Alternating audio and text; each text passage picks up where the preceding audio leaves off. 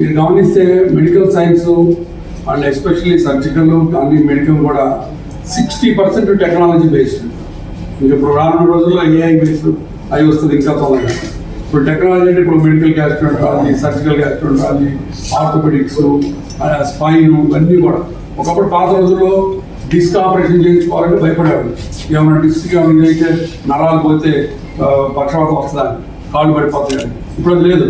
ఇప్పుడు micro discectomy అని చెప్పి మైక్రోస్కోప్తో చేస్తే డిస్క్ ఇంత లావు కనపడుతుంది, నరాలు ఇంత లావు కనపడుతుంది. సో చంద్రశేఖర్ అన్నట్టు విజిబిలిటీ బాగుంటుంది, డ్యామేజ్ తక్కువ.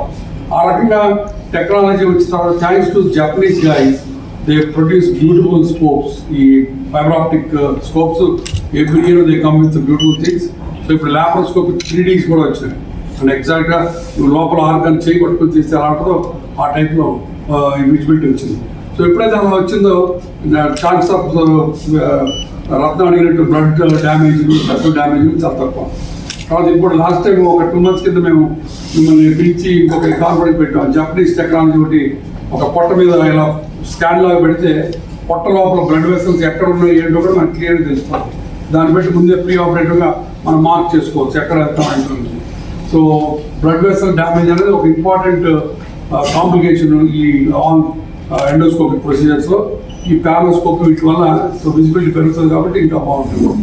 కాబట్టి చంద్రశేఖర్ అనే టీం ఇప్పుడు మొన్న రిస్ట్ ఆర్థ్రోస్కోపీకి ఎక్కడ పోర్చుకెళ్ళా ఫ్రాన్స్ వెళ్ళి ఆయన wrist arthroscopy నేర్చుకొచ్చాడు.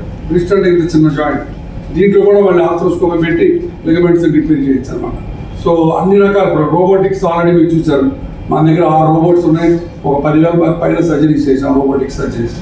So all future technology and technology KIMS hospital గ్రూప్కి అడ్వాంటేజ్ ఏంటంటే బిగ్ గ్రూప్, 20 హాస్పిటల్స్ ఉన్నాయి మనకి ఇప్పుడు ఆల్ ఓవర్ ఇండియా. సో టెక్నాలజీకి డబ్బులు ఖర్చు పెట్టడానికి ఒక్క మినిట్ కూడా మేము వెనకాడం.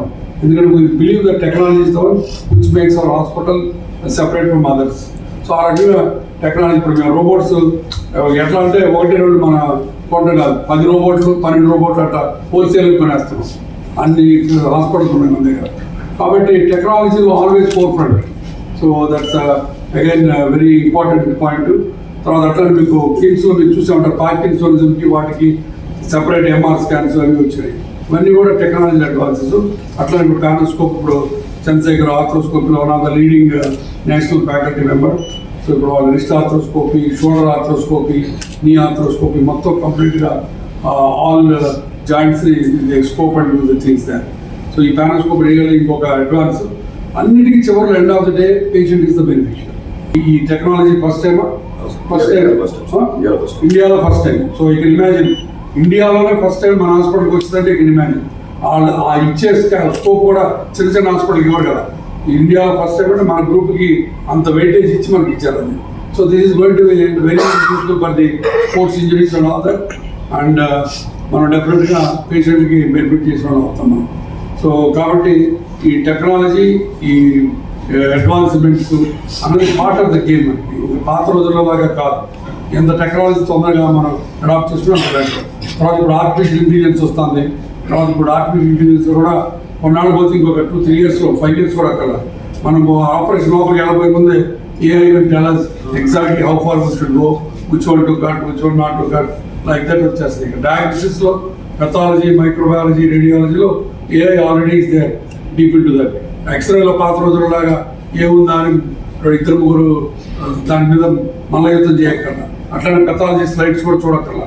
ఆర్టిఫిషియల్ ఇంటెలిజెన్స్ చేస్తే 99.9% యాక్యురసీ తోటి ఆ స్లైడ్ ఏంటో చెప్పేస్తుంది. So we are living in wonderful exciting times. So I'm very happy that all of you're part of this one. మీ ప్రెస్ వాళ్ళు కూడా బాగా ఈ టెక్నాలజీని కూడా మీరు వాడుకుంటున్నారు.